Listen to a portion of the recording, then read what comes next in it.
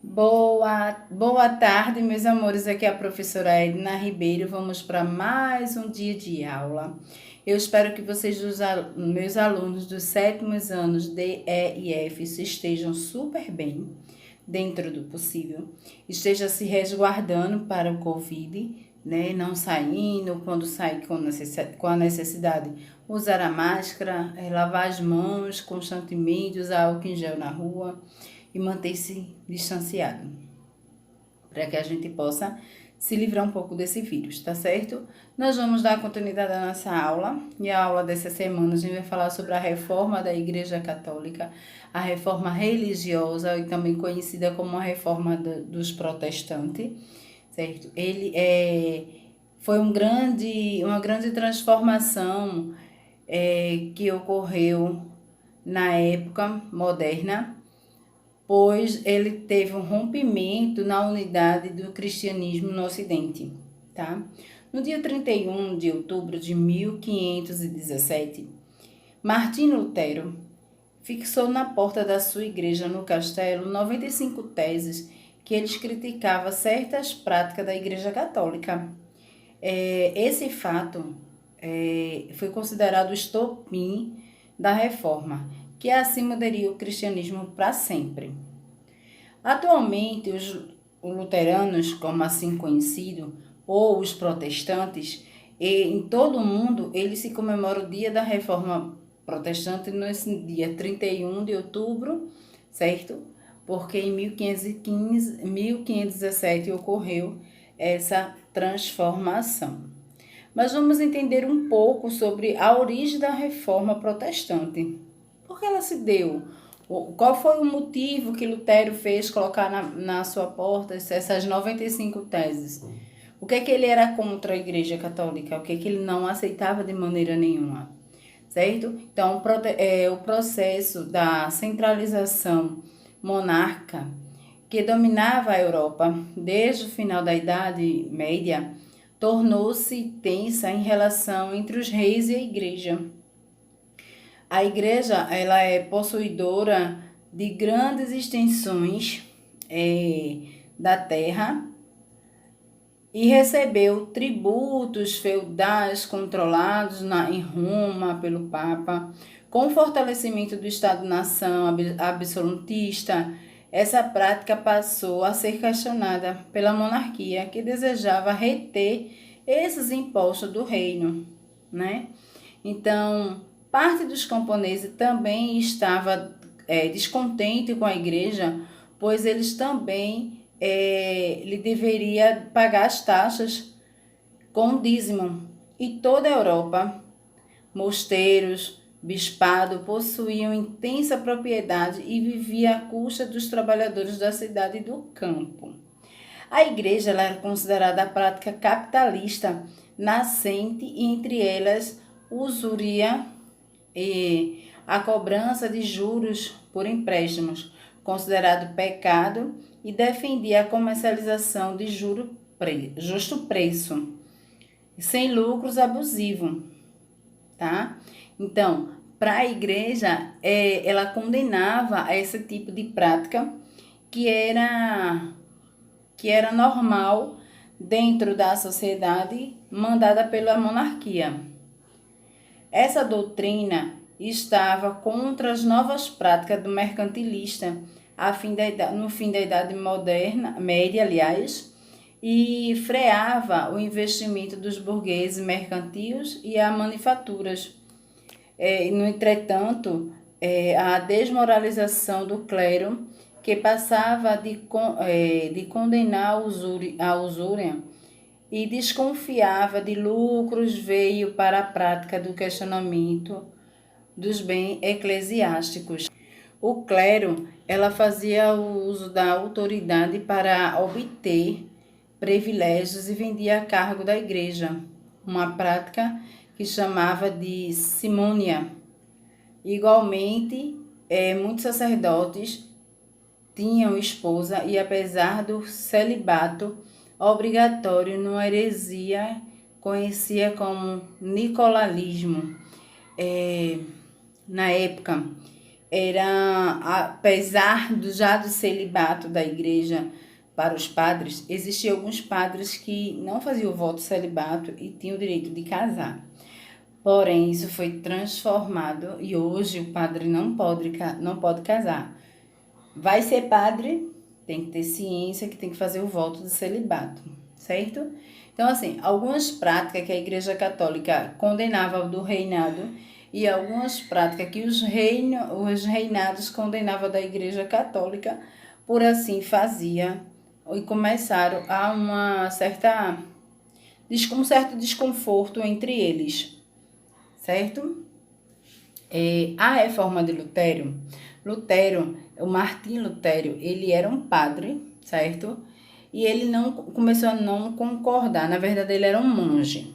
E ele não concordava com a atitude da igreja e ele começou a protestar, a ficar indignado, não aceitar as ordens do clero, do papa. E ele começou a fazer algumas críticas, certo? Então, foi iniciada, como eu já falei, por Martim Lutero. Ele nasceu em 1483 e faleceu em 1546. Ele era um monge augustiniano, alemão. Ele era professor da Universidade de Wittenberg, crítico e negava algumas práticas que apregoava a igreja. Em 1517, revoltado com a venda de indulgências realizada no dominicado João Técio, Lutero escreveu um documento com 95 teses criticando a igreja e o próprio Papa. O que é venda de indulgência? A venda de indulgência é que a Igreja Católica vendia para seus fiéis que tinha dinheiro um pedaço no céu e ele chamava de indulgência. Os grandes proprietários compravam esse pedaço no céu para quando morresse fosse para lá, certo? E Martim Lutero ele não concordava com isso, porque não tem como a gente concordar, né? Nesse sentido, não tem. Então, em 1520, o Papa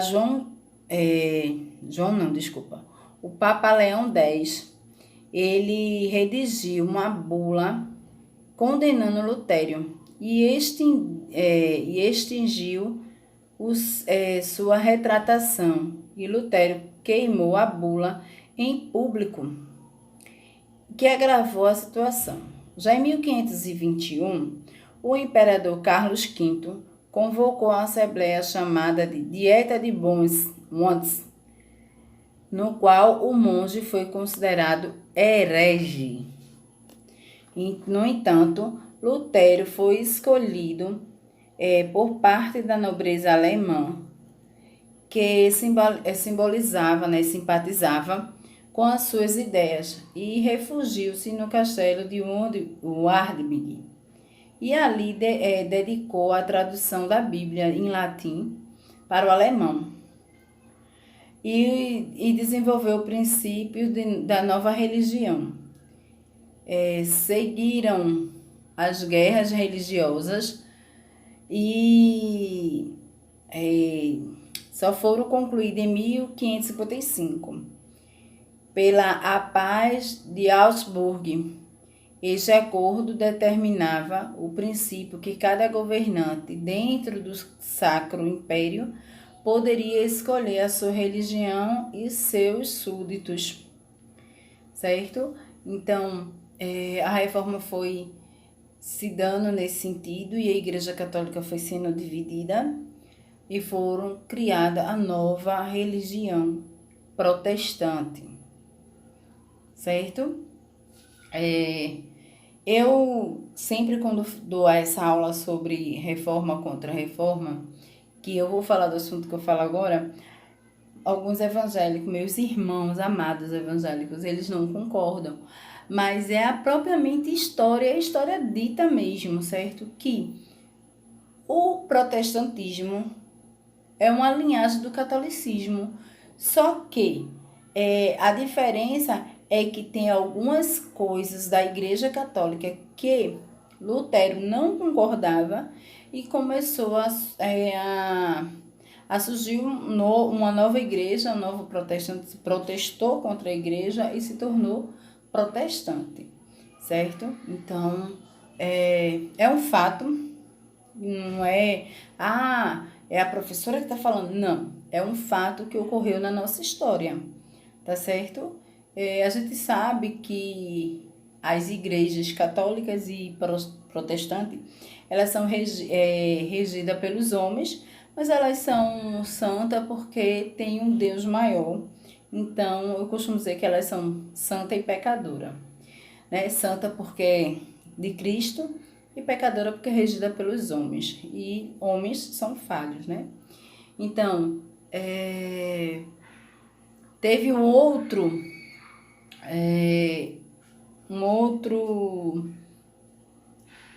estudioso que ajudou Lutero, que foi logo depois, que é chamado de o calvinismo, né? Daqui a pouco eu falo o nome dele. E a reforma protestante. Lutero iniciou o calvinismo, né? Continuou essa parte, essa revolta e a ideia de Lutero, né? A revolta e os ideais de Lutero, ele começaram a se espalhar sobre o continente europeu. E cada região, luteranismo, como era conhecido, assumiu características diferentes, pois muitos religiosos passaram a estudar os escritos de Lutero e propor a renovação da igreja. Por outro lado, na França e na Holanda, os princípios de Lutero eles foram ampliados por João Calvino, de 1509 a 1564, permanecente à burguesia e influenciadores pelo humanismo, pelas suas teses de luterana. Calvino converteu-se em ardente defensor das novas ideias. Então, João Calvino, ele, vamos dizer que era um sucessor de Lutero. Escreveu a instituição religiosa cristã, que veio a ser o Catecismo dos Calvinistas, perseguidos e refugiados na Genebra, na Suíça, onde a reforma havia sido adotada. Dinamizou momentos de reformista e, através de novos princípios, ele completou e ampliou a doutrina luterana. Determinou que não houvesse nenhuma imagem na igreja, nenhum sacerdotes, paramentos. A Bíblia era a base da religião, sendo necessário seguir a existência de um clero regular.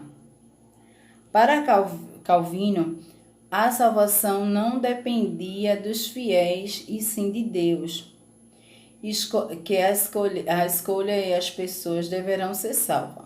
Doutrina de predestinação.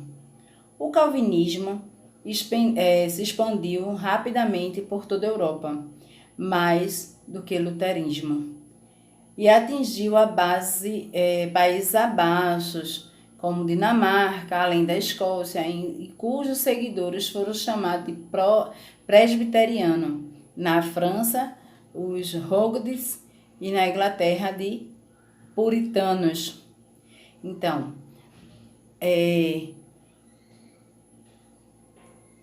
Lutero, ele criou as 95 teses, ele protestou contra a Igreja Católica. Anos mais tarde veio João Calvino e ele começou a dar ênfase e criando algumas outras mudanças das teses, certo? E para chegar até hoje, como a gente conhece a igreja, as igrejas evangélicas. Então, veja, se expandiu por toda a Europa, né? E alguns países baixos, eles tinham nomes determinados para essa ação, tá? Na Escócia e na Dinamarca, eles eram chamados presbiteriano.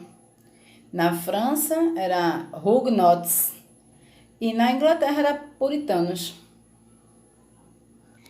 Pois é, meus amores, aí está o conteúdo de hoje sobre a reforma da Igreja Católica. Próxima semana a gente vai falar sobre a Contra-Reforma ou a Reforma Católica, tá certo? Mas por hoje está aí sobre a origem da Reforma Protestante, quem foram os seus autores, e espero que vocês tenham entendido. Vai estar aqui, certo? Um e-mail para que vocês possam enviar a atividade. Para aquelas pessoas que não conseguem enviar a atividade por e-mail, vocês podem usar redes sociais da escola usando hashtag Monsenhor2020, tá certo? Coloca o nome de vocês e a turma para que possa coletar os dados de vocês, das atividades. Espero que vocês tenham entendido. Estarei aqui no grupo esperando para que vocês possam tirar a dúvida de vocês. Uma coisa importante, não precisa copiar o texto, só a atividade e tirar a foto e enviar para o e-mail. Beijo no coração de vocês, espero que vocês estejam bem. Até a próxima aula!